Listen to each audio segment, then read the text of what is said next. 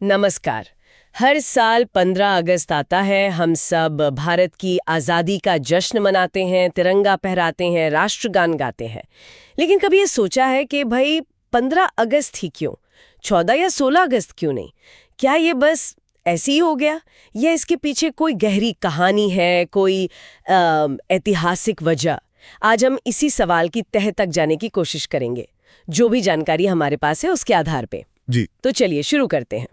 देखिए, जो सोर्स हमें मिले हैं वो बताते हैं कि 1947 में जब अंग्रेज भारत छोड़ने वाले थे, तब भारत के आखिरी वाइसराय लॉर्ड माउंटबेटन, उन्होंने ये तारीख तय की थी 15 अगस्त 1947। जी। पर सवाल वही है कि यही तारीख क्यों, इसमें ऐसा क्या खास था? हाँ, ये बात वाकई दिलचस्प है और इसका कनेक्शन, जैसा आपने कहा, सीधे लॉर्ड माउंटबेटन से जुड़ता है और दूसरे विश्व युद्ध से भी। अच्छा, कैसे? देखिए, जो जानकारी है उसके हिसाब से माउंटबेटन के लिए 15 अगस्त की तारीख बहुत मायने रखती थी, बहुत पर्सनल थी। पर्सनल? हाँ, क्योंकि ठीक 2 साल पहले, मतलब 15 अगस्त 1945 को जापान ने एलाइड फोर्सेस के सामने सरेंडर किया था। ओह हाँ, द्वितीय विश्व युद्ध का अंत। बिल्कुल।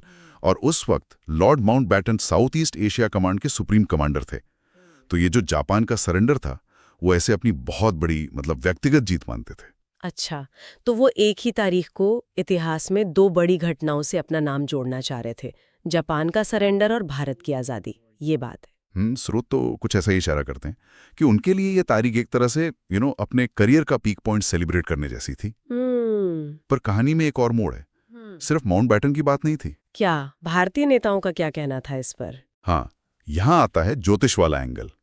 जब 15 अगस्त की तारीख सामने आई, तो भारत के कई जाने माने ज्योतिषियों ने कहा कि अरे, ये तारीख तो शुभ नहीं है। अशुभ? आज़ादी के लिए? जी। उनका कहना था कि ग्रहों की दशा ठीक नहीं है इस दिन। तो फिर हमारे जो बड़े नेता थे, पंडित नेहरू, सरदार पटेल, डॉक्टर राजेंद्र प्रसाद, हाँ। उन्होंने ज्योतिषियों की सलाह को गंभीरता से लिया। अब माउंटबेटन की तारीख भी थी और ये सलाह भी, तो एक बीच का रास्ता निकाला गया। बीच का रास्ता मतलब तारीख बदली? नहीं, तारीख नहीं बदली, पर समय बदल दिया। फैसला हुआ कि आजादी की औपचारिक घोषणा वो 14 अगस्त की आधी रात को की जाएगी। आधी रात को? ठीक 11:59 पर रात को, ताकि जैसे ही रात के 12 बजें और अंग्रेजी कैलेंडर के हिसाब से 15 अगस्त शुरू हो, उस वक्त घोषणा हो। अच्छा, ताकि ज्योतिष के हिसाब से भी ठीक रहे और 15 अगस्त की तारीख भी रह जाए। बिल्कुल। भारतीय पंचांग के हिसाब से वो मुहूर्त शायद ठीक बैठ रहा था। इसीलिए नेहरू जी का वो मशहूर भाषण ट्रिस्ट विद डेस्टिनी, वो आधी रात को हुआ। क्या गजब का तालमेल है। एक तरफ वाइसरॉय का अपना ईगो या गौरव कह लीजिए, दूसरी तरफ ज्योतिषीय मान्यताएं, और इन सबके बीच एक नए देश का जन्म। सही कहा। लेकिन 15 अगस्त का एक और मतलब भी तो है, एक दुखद पहलू भी है। आप बिल्कुल सही कह रही हैं। हम इसे नजरअंदाज नहीं कर सकते। 15 अगस्त 1947 सिर्फ आजादी का दिन नहीं था, वो बंटवारे का दिन भी था। हाँ, उसी दिन भारत का विभाजन हुआ। भारत और पाकिस्तान 2 मुल्क बने।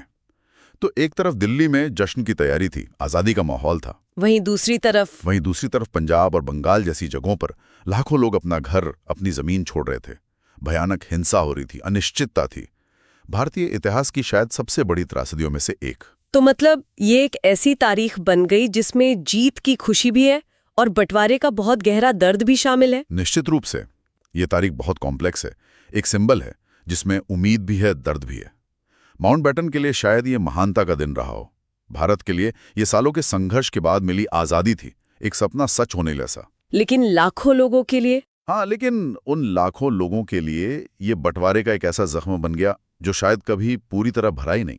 तो आज की हमारी इस बातचीत से ये तो साफ है कि 15 अगस्त सिर्फ कैलेंडर की एक तारीख नहीं है, ये इतिहास का एक ऐसा पन्ना है जिस पर गर्व भी लिखा है और साथ ही एक गहरी पीड़ा भी दर्ज है। हाँ, आजादी का जश्न और बंटवारे का दुख दोनों इसी तारीख से जुड़े हुए हैं। और ये सोचने पर मजबूर करता है ना? बिल्कुल, कि अक्सर जो राष्ट्रीय महत्व की तारीखें होती हैं या जो प्रतीक होते हैं, उनके पीछे कितनी परतें होती हैं, कितनी कहानियां छिपी होती हैं, जिन्हें शायद हम पहली नजर में देख नहीं पाते। सही कहा।